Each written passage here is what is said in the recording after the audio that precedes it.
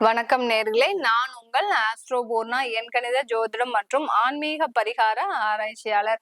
இன்னைக்கு நம்ம செப்டம்பர் மாத சிறப்பு பலன்களை பற்றி பார்க்க போறோம். செப்டம்பர் மாதத்துல ரிஷப ராசி அன்பர்களுக்கு எந்த மாதிரியான ஒரு மாற்றங்கள் கிடைக்க போகுது, இந்த மாதத்துல நீங்க என்னென்னலாம் செய்யலாம், என்னென்னலாம் செய்யக்கூடாது அப்படின்றத நம்ம இந்த பதிவுல பார்க்க போறோம்.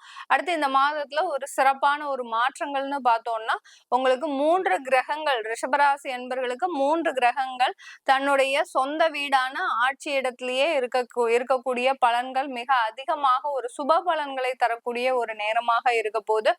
இந்த ரிஷப ராசி அன்பர்களுக்கு இந்த காலகட்டத்துல, இந்த செப்டம்பர் மாதத்துல பாத்தீங்கன்னா நம்ம இந்த பலன்களை பாகை முறைப்படி, அதாவது ஒவ்வொரு நட்சத்திர பாதமாக ஒவ்வொரு கிரகங்களும் கோச்சார நிலவரப்படி பெயர்ச்சி ஆகும் போது என்ன மாதிரியான பலன்கள் கிடைக்க போகுது அப்படின்றத நம்ம இந்த பதிவுல தெளிவா பார்க்க போறோம். அதற்கு முன்னாடி நீங்க இந்த சேனலை முதன்முறையா பாக்குறீங்கன்னா சப்ஸ்கிரைப் பண்ணிக்கோங்க. பெல் பட்டன்ல ஆல் ஆப்ஷன் சூஸ் பண்ணுங்க. உங்களுடைய ஃப்ரெண்ட்ஸ் ரிலேட்டிவ்ஸ்க்கு ஷேர் பண்ணுங்க இந்த பதிவை. இப்ப ரிஷப ராசி அன்பர்களுக்கு, ரிஷப ராசிக்கு அதிபதி சுக்கிரன். சுக்கிரன் எப்படி ஒரு பளீர்னு ஒரு கிரகம், அதாவது அதிகாலையில ஒரு 3 மணில இருந்து 4 மணிக்குள்ள நம்ம விண்வெளியில பார்த்தோம்னா அந்த சுக்கிரன் மாத்திரம் பளீர்னு தெரிவார். அதுலயும் பாத்தீங்கன்னா அந்த பௌர்ணமி முடிஞ்ச அடுத்து ஒரு 4 நாளைக்கு நல்ல ஒரு பளீர்னு தெரிவார். அந்த பிரபஞ்சத்திலேயே மிக ஒரு வெளிச்சமான நட்சத்திரம்னு சொன்னோம்னாலே அது அந்த சுக்கிரன் தான். அந்த அளவிற்கு இந்த ரிஷபராசி என்பர்கள் தன்னுடைய திறமையில எப்போதுமே எந்த விதமான ஒரு காம்ப்ரமைஸும் இருக்காது. நான் செஞ்சது கரெக்ட் தான் அப்படின்னு ஒரு ஆணித்தனமாக தன்னுடைய திறமையை வெளிக்காட்டுபவர்கள் இந்த ரிஷபராசி என்பர்கள். அதே சமயத்துல உங்களுடைய பாசத்திற்கு அளவே இருக்காது இந்த ரிஷபராசி என்பர்கள். ஏன்னா சந்திரன் அங்க உச்சம் ஆகுறாரு ரிஷபராசியில். அதனால உங்களுடைய ரிஷபராசி என்பர்களுடைய அந்த பாசத்திற்கு அளவே இல்லாத ஒரு நேரமாக தான் இருக்கும். யாருக்கிட்ட வேணாலும் சரி, ரொம்ப தெளிவோட ரொம்ப நியாயத்தோட நடக்கக்கூடியவர்கள் இந்த ரிஷபராசி என்பர்கள். இப்படிப்பட்ட இந்த ரிஷபராசி என்பர்களுக்கு நீங்க பாசத்தோட எல்லாருக்கிட்டையும் இருப்பீங்க. ஆனா உங்களுக்கு உண்டான பாசம் யாருக்கிட்டையுமே கிடைக்காது. எல்லோருமே ஒரு வெளி வேஷத்தோடையும் அது என்ன சொல்றது, ஒரு நாடகத்தோடையும் தான் இருக்கிறாங்களே ஒழிய ஒரு நடிப்போட இருக்கக்கூடிய ஒரு நேரமாக தான் இருக்குது. உங்களை சுற்றி இருக்கக்கூடிய சூழ்நிலையே பாத்தீங்கன்னா மிகவும் ஒரு மோசமான ஒரு நேரமாக தான் இருக்கும் இந்த ரிஷபராசி என்பர்களுக்கு. இப்படிப்பட்ட இந்த ரிஷபராசி என்பர்களுக்கு இந்த மாதத்துல கிரக அடைவுகள் அப்படின்னு பார்த்தோம்னா, ராசியிலேயே குரு பகவான் மிருகசீரிஷம் 13, அதாவது மிருகசீரிஷம் 24 பாகையில இருக்கிறாரு. இந்த மாதத்தின் முற்பகுதியில இந்த ராசியிலேயே குரு பகவான் மிருகசீரிஷம் 24 டிகிரியில இருக்கிறாரு. இந்த மாதம் முடிவுல 27 டிகிரிக்கு இந்த ரிஷப ராசியில வந்துடுறாரு. அடுத்து பாத்தீங்கன்னா ஒவ்வொரு ராசியிலையும் அந்த நட்சத்திர பாதம் 30 டிகிரிக்கு வரும், அதாவது 30 பாகைக்கு வரும். அதுல குரு பகவான் 24 டிகிரிக்கு கடந்து வந்தாச்சு. இப்போ பாத்தீங்கன்னா அடுத்து அவர் வர வக்ரம் ஆகிறாரு இந்த அக்டோபர் மாதத்துல. அப்புறம் திரும்பியும் உங்களுக்கு பின்னோக்கி நகரக்கூடிய ஒரு சூழ்நிலை வரும். அடுத்து உங்களுக்கு ராசிக்கு 2ஆம் இடத்துல அந்த செவ்வாய் பகவான். செவ்வாய் பாத்தீங்கன்னா உங்களுடைய விரயஸ்தானாதிபதியும் கூட, விரயஸ்தானாதிபதி களத்திர ஸ்தானாதிபதி உங்களுடைய ராசிக்கு 2ஆம் இடத்துல பெயர்ச்சியாகி இருக்கிறாரு. இவர் மிதுன ராசியில இருக்கக்கூடிய அந்த மிருகசீர்ஷம் 3 பாகைக்கு வந்திருக்கிறாரு. இந்த மாதத்துல பாத்தீங்கன்னா மிருகசீர்ஷம் புனர்பூசம் அந்த பாகைக்கு, அந்த புனர்பூச நட்சத்திரத்துக்கு 20 பாகைக்கு இந்த மாதத்தின் இறுதியில இந்த செவ்வாய் பகவான் கடந்து வர்றார். இந்த கடந்து வரக்கூடிய அந்த செவ்வாயாகப்பட்டவர் இந்த ரிஷப ராசி அன்பர்களுக்கு நல்ல ஒரு என்ன சொல்றது, குடும்பம் சம்பந்தமான நிறைய ஒரு சொத்துக்களை வாங்கக்கூடிய ஒரு நேரமாக இருக்க போகுது. ஏன்னா சுக்கிரன் பாத்தீங்கன்னா இந்த ரிஷப ராசிக்கு அதிபதியாகப்பட்ட அந்த சுக்கிரன் ஆகப்பட்டவர் மாதத்தின் முற்பகுதியில ராசிக்கு பூர்வ புண்ணிய ஸ்தானத்துல இருக்கிறார். ராசிக்கு பூர்வ புண்ணிய ஸ்தானத்துல இருந்து 18ஆம் தேதி தான் தன்னுடைய ஆட்சி வீடான அந்த துலாமோட இடத்திற்கு பெயர்ச்சி ஆகிறார். அந்த துலாமுக்கு போகிறதுக்கு முன்னாடியே இந்த ரிஷபராசி அன்பர்களுக்கு இந்த செப்டம்பர் மாதத்துல சொத்துக்கள் வாங்குவதற்கு உண்டான ஒரு சிறந்த காலகட்டமாக இருக்கும். 2ஆம் இடத்துல செவ்வாய் இருக்கும் போது உங்களுக்கு நல்ல ஒரு சொத்துக்களினுடைய மதிப்பும் அதிகரிக்கிறதுக்கு, அடுத்து பாத்தீங்கன்னா குடும்பம் சம்பந்தமான நிறைய பிரச்சனைகள்ல இருந்து தீர்வு தரக்கூடிய ஒரு நேரமாக இருக்கும். ஏன்னா அந்த செவ்வாயாகப்பட்டவர் உங்களுடைய நட்சத்திரம், அந்த மிதுன ராசியில இருக்கக்கூடிய நட்சத்திரம் பாத்தீங்கன்னா மிருகசீரிஷம், புனர்பூசம், இந்த 2 நட்சத்திரத்துல பிரவேசிக்க போறார். மிருகசீரிஷம்ன்றது செவ்வாயுடைய நட்சத்திரமே, புனர்பூசம் என்றது குருவோடைய நட்சத்திரம். குரு பாத்தீங்கன்னா ரிஷப ராசிக்கு அஷ்டமாதிபதியும் கூட. அதனால நீங்க சொத்துக்கள் வாங்கும்போது, இந்த மாதத்துல வாங்கும்போது ரொம்ப கவனத்தோடு இருக்க வேண்டிய ஒரு நேரமாகவும் இருக்கணும். ஏன்னா சொத்துக்கள் வாங்கும்போது பிளாங்கா ஏதாவது வாங்கக்கூடிய ஒரு நேரமா இருக்கும். ஏன்னா எதுவுமே யோசிக்காம தன்னுடைய காசை ஒரு இன்வெஸ்ட்மெண்டா ஆக்கணும் அப்படின்னு நினைச்சு நீங்க ரிஷபராசி என்பர்கள் இந்த மாதிரி எல்லாம் செய்யக்கூடிய ஒரு நேரமாக இருக்கும். அதனால சொத்துக்கள் வாங்கும்போது மிக கவனத்தோடு செயல்படுவதற்குண்டான ஒரு சாதகமான ஒரு அமைப்பாகவும் இந்த மாதம் ரிஷபராசி என்பர்களுக்கு இருக்க போது.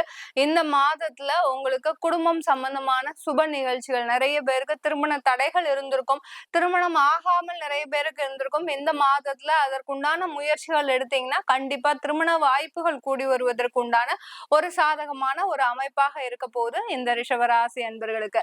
இந்த ரிஷப ராசிக்கு 3ஆம் இடத்துல புதன் பகவான், கடக ராசியில புதன் பகவான் இருக்கிறார். புதன் பாத்தீங்கன்னா உங்களுக்கு ஆயில்ய நட்சத்திரம் பாகை பாத்தீங்கன்னா உங்களுக்கு 28 பாகையில இருக்கிறார். ஒரு ராசிக்கு 30 பாகை, அதுல 28 பாகைக்கு வந்துட்டார் புதன் பகவான். 4ஆம் தேதி அடுத்து சிம்ம ராசியான அந்த சிம்ம ராசிக்கு அந்த புதன் பகவான் பெயர்ச்சி ஆகிறார். செப்டம்பர் மாதம் 4ஆம் தேதி பெயர்ச்சியாகக்கூடிய அந்த புதன் பகவான் அந்த சிம்ம ராசியில இருக்கக்கூடிய மகம், பூரம், உத்திரம் இந்த 3 நட்சத்திரத்தையும் கடந்து இந்த மாதம் அடுத்து ராசிக்கு சிம்ம ராசியிலிருந்து தன்னுடைய ஆட்சி வீடான கன்னி ராசிக்கு இந்த மாதத்தின் இறுதியில 23ஆம் தேதி பெயர்ச்சி ஆகிறார். புதனுடைய ஆட்சி வீடு அந்த மிதுனமும் கன்னியம். அந்த ரிஷபராசி என்பர்களுக்கு 5ஆம் இடமான பூர்வ புண்ணிய ஸ்தானமான அந்த கன்னி ராசிக்கு 23ஆம் தேதி பெயர்ச்சி ஆகிறார். கன்னி ராசிக்கு பெயர்ச்சியாக கூடிய அந்த புதன் பகவான் பாத்தீங்கன்னா அஸ்த நட்சத்திரம் 13 பாகையோட இந்த மாதத்துல பெயர்ச்சி ஆகிறார். 13 பாகைக்கு வருகிறார். அதாவது மகம், பூரம், உத்திரம், அஸ்தம் அந்த அஸ்தத்தோட அவர் உங்களுடைய அந்த ரிஷபராசி என்பர்களுக்கு நிறைய பலன்களை கொடுக்க போறார். புதன் பகவான் பாத்தீங்கன்னா இந்த ரிஷபராசி என்பர்களுக்கு குடும்பஸ்தானாதிபதி, வாக்குஸ்தானாதிபதி, தனஸ்தானாதிபதி. இந்த நேரத்துல நீங்க செய்யக்கூடிய தொழில்ல நிறைய ஒரு மாற்றங்கள் நடக்க போகுது. சில ரிஷபராசி என்பர்களுக்கு இந்த காலகட்டத்துல உங்களுக்கு நிறைய என்ன சொல்றது, தொழில்ல நிறைய ஒரு கடன்கள் இருக்கும். அந்த கடன்களை சமாளிக்க முடியாத ஒரு நிலைமையில கடந்த 2 மாதங்களாக நீங்க தவிச்சிட்டு இருக்கிறீங்க கடகராசி என்பவர்கள். ஏன்னா ஏதாவது எங்க இருந்தாலும் நம்மளுக்கு கடனாவது கிடைக்காதா அப்படின்ற ஒரு நிலைமையில தான் இருக்கிறீங்க. அதனால சில பேர் அந்த சொத்துக்களை விற்பதற்கு கூட தயாராக இருக்கக்கூடிய ஒரு நேரமாக இருக்கு. சில பேருக்கு அம்மாவளி சொத்துக்கள்லாம் வாங்கக்கூடிய, அதாவது வரக்கூடிய ஒரு நேரமா இருக்கு. ஆனா அதுல ஒரு கால தாமதம் ஏற்பட்டுக்கிட்டே இருக்குது இந்த ரிஷபராசி என்பவர்களுக்கு.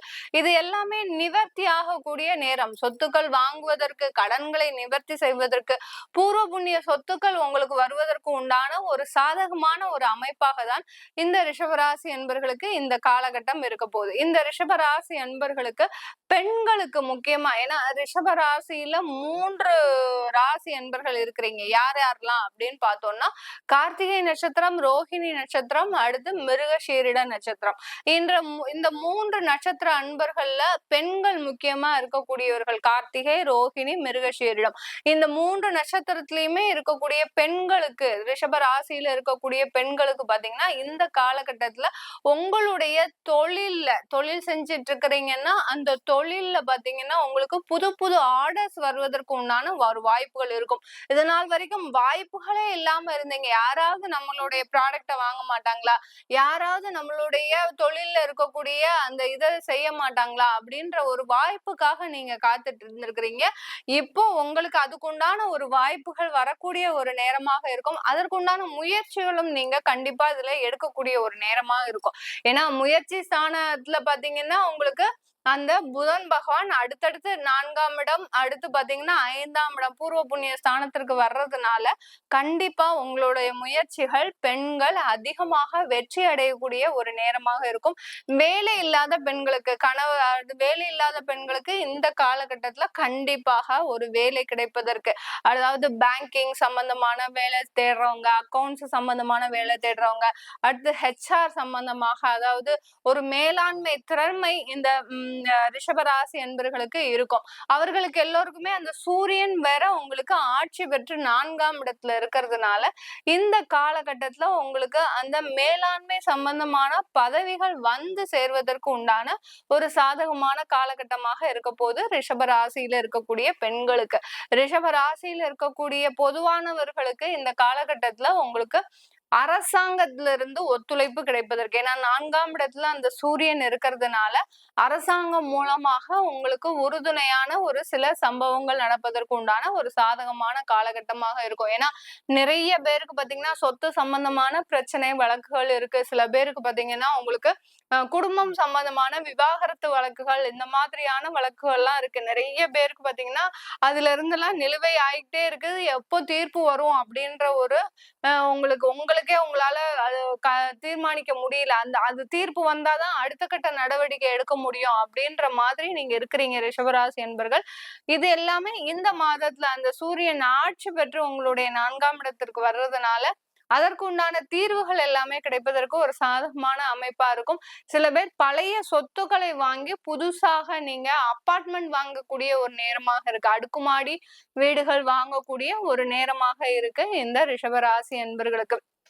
இந்த காலகட்டத்துல அந்த சுக்கிரன் 23ஆம் தேதி உங்களுக்கு அந்த துலாம் ராசிக்கு பெயர்ச்சி ஆகுறதுனால உங்களுக்கு லோன் சம்பந்தமான பணவரவுகள், அடுத்து நீங்க இழந்த பணவரவுகள், அதாவது யார்கிட்டயாவது கடனா கொடுத்து நீங்க கொடுத்துருப்பீங்க ஃப்ரெண்ட்ஸ் ரிலேட்டிவ்ஸ்ட, அதுல இருந்தெல்லாம் வரக்கூடிய பணவரவுகள் எல்லாமே வரக்கூடிய ஒரு நேரமாக இருக்க போது இந்த ரிஷபராசி என்பர்களுக்கு.